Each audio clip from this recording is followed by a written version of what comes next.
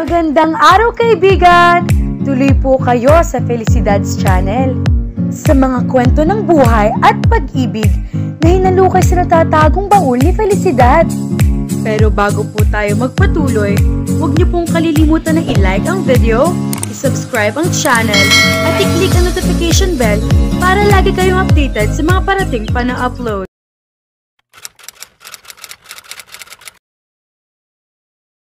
Estudyante na uli si Paula pagkatapos ng mahigit 4 na taon. Hindi siya gaanong excited kahit pa may mga kaibigan agad siya sa school. Namimiss niya si Gray mula nang lumipat ito sa nabili nitong townhouse, 3 buwan na ang nakararaan.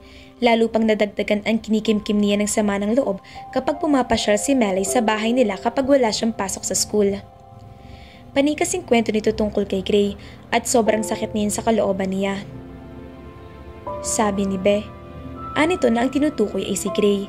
Iyon ang endearment ng mga ito sa isa't isa, short for Bebe.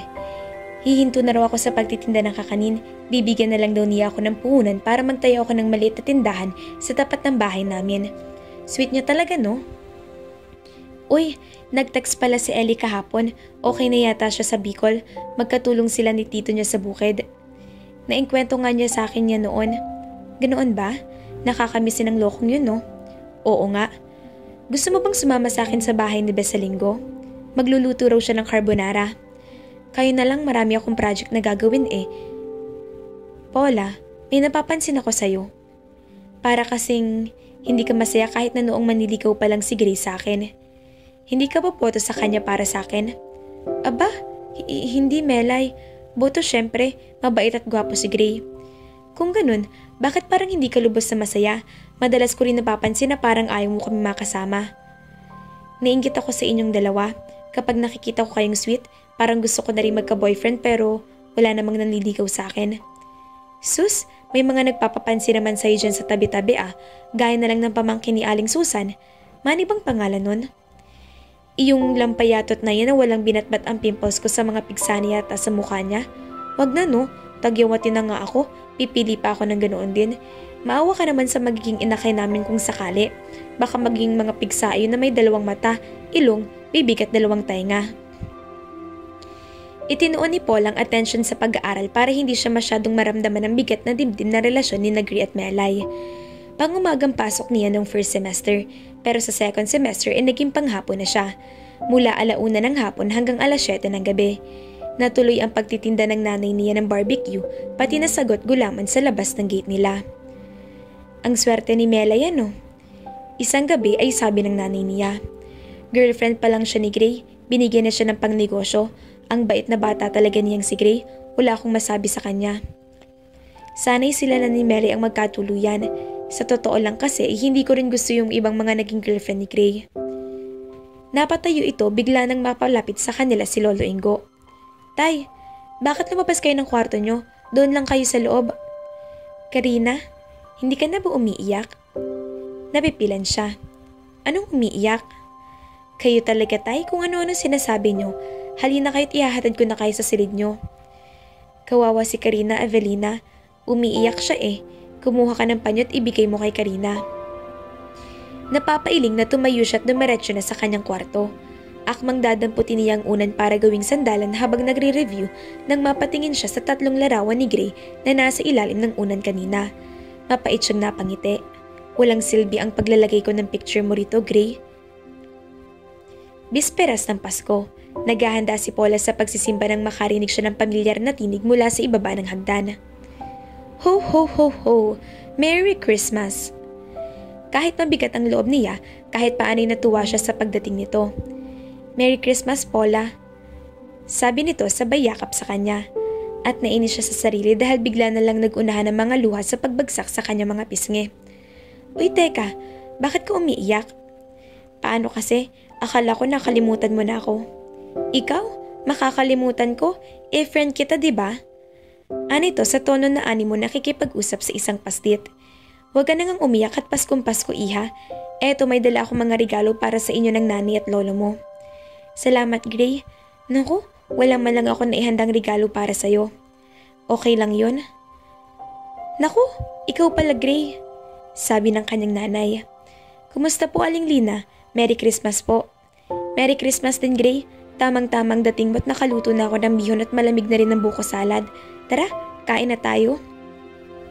Teka, bakit hindi mo kasama si Melay? Nasa Ilocos daw siya, sabi ng nanay niya. Hindi ko nga rin siya makontak eh. Ha? Hindi ba nagpaalam sa'yo nung umuwi siya sa probinsya nila? Hindi po. Nasa Davao kasi ako ng halos 2 linggo. Pagbalik ko rito, hindi ko na naabutan si Melay sa kanila. Naku, malungkot palang Pasko mo kung ganoon, Gray. Mabutit na isipan mong pumunta rito sa bahay para may kasalo ka sa Noche Buena. Oo nga po eh. O paano? Magbibihis na ako. Sabi ni Paula pagkatapos kumain. Baka malita ko sa simbahan. Napatingin sa kanya si Gray. Sumama na lang kaya ako sa'yo para mabawasan naman ng kaunti ang mga kasalanan ko. Ikaw? Casual na sagot niya. Kumusta na nga pala kayo ni Melay? Ewan ko kung okay pa kami o hindi na. Ha? Nang magpunta ako sa bahay nila, pakiramdam ko'y parang may itinatago ang nanay niya sa akin. Basta, yun ang feeling ko. Tapos hindi ko alam kung bakit hindi ko makontak si Melay. Hindi naman nun hilig na magpatay ng cellphone. At bago sana siya umuwi sa probinsya, nag-text man lang sana sa akin, di ba? Oo nga. Anyway, wag na muna natin siyang pag-usapan. Paskong Pasko pa naman, ayaw ko maging malungkot. Sa sinabi nitong iyon ay napatunayan lang niya na mahal talaga nito si Melay. Hindi niya ito kinakitaan ng lungkot nung nakipaghiwalay ito sa sino man sa mga naging nobya niya noong nagkakasera pa ito sa kanila. Na-deflate ang puso niya.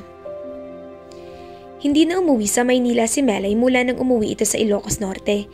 Pebrero na't naawa na si Paula kay Gray dahil para itong tanga na nag-aabang sa pagdating ng babae. Isang gabi na kadarating lang niya mula sa school ay sinalubong agad siya ng nanay ng chika. Sus Mariano, Paula, nag-asawa na pala si Melay sa Ilocos. Nashock siya. Paano nangyari yun? Ito palang dating kaibigan ni Melay na katrabaho niya sa club noon nakapag-asawa ng hapon.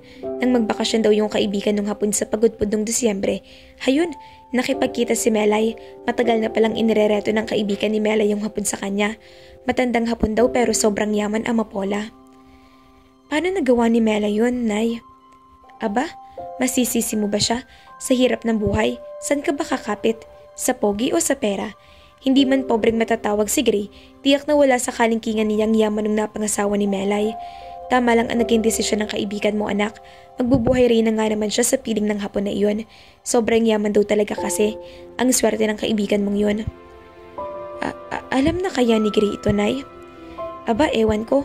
Mismong si Tas yung nagkwento sa akin. Bukas nga'y pupunta raw sila sa Ilocos para makilala yung manugang niya. Baka doon na rin daw magpapatayo ng mansyon yung hapon para kinatasing. Nagpalit lang siya ng pambahay at saka nagpaalam sa ina para pumunta kina Melay. Gusto niyang malaman kung totoo ang chismis ng nanay niya. Magandang gabi po. Hindi na po ba kayo magtitinda, Aling Tasing? Hindi na, Paula. Naku, sa yaman ba naman ang panugang ko? Nakakahiya naman kung rumarakit pa rin ako sa ganong small time sus. Alam na po ba ni Gray na may asawa na si Melay? Oo, kagagaling niyang dito kanina. Ipinagtapat ko na para hindi na siya umasa pa. Okay naman si Gray, Paula, pero kailangan maging practical ni Melay, di ba? Pagod na siya sa hirap ng buhay. Gusto ko rin niyang gumanhawa naman ang buhay namin. Naiintindihan ko po si Melay, Aling Tasing. Oy, Paula, kumuha ka kaya ng mga delat at noodles dito. Iuwi mo.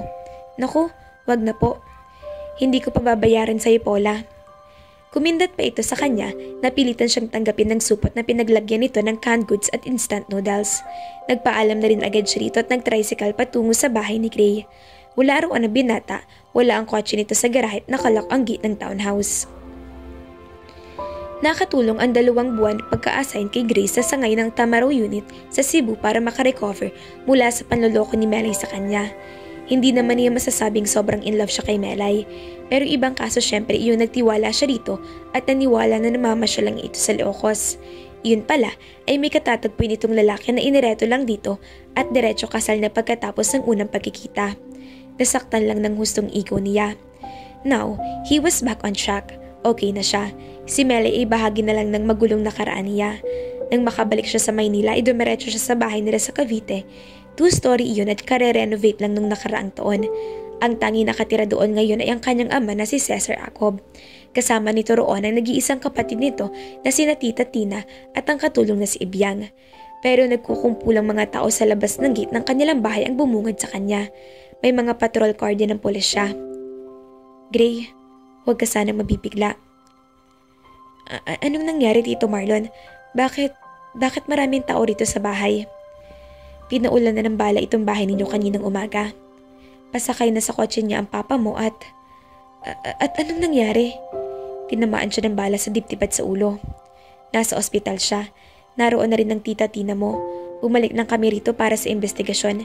May lead na kami sa suspect, Gray. Posibleng may kinalaman dito ang Malaysian drug lord na si Jason Chu. Noon pa igalit na siya sa ama mo dahil sa paglusob ng grupo ni paring Cesar sa pabrika ni Chu noong nakaraang buwan at yatimbog sila sa pagtutulak nila ng droga.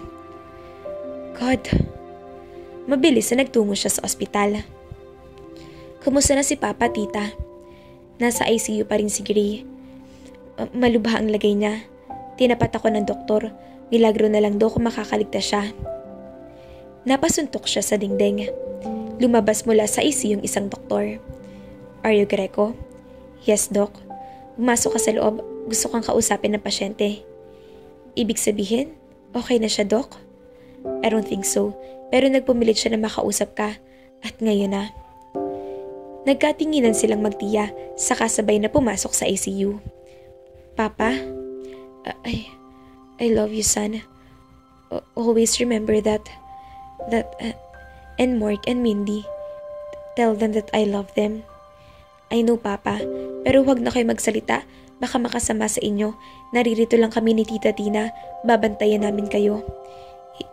Hindi na yata ako magtatagal, anak. But I want you to promise one thing. Pagbutihin mo ang trabaho mo. Gampanan mo ng maayos ang tungkulin mo bilang alagad ng batas. At hulihin mo ang pananagutan kung sinong gumawa sa akin ito. I will, Papa. Pero wag niyo sabihin na hindi na kayo magtatagal. No, Papa. Hindi pwede. Kailangan ka namin. Natigil siya sa pagsasalita nang maramdaman na unti-unting humalagpos ang kamay nito sa kanya. Papa? Papa? Tina, ikaw nang bahala sa mga bata. Mahal ko kayong lahat. Pagkasabi niyon ay tuluyan na itong pumikit. Hala, nakakaiyak naman mga kafelisidad.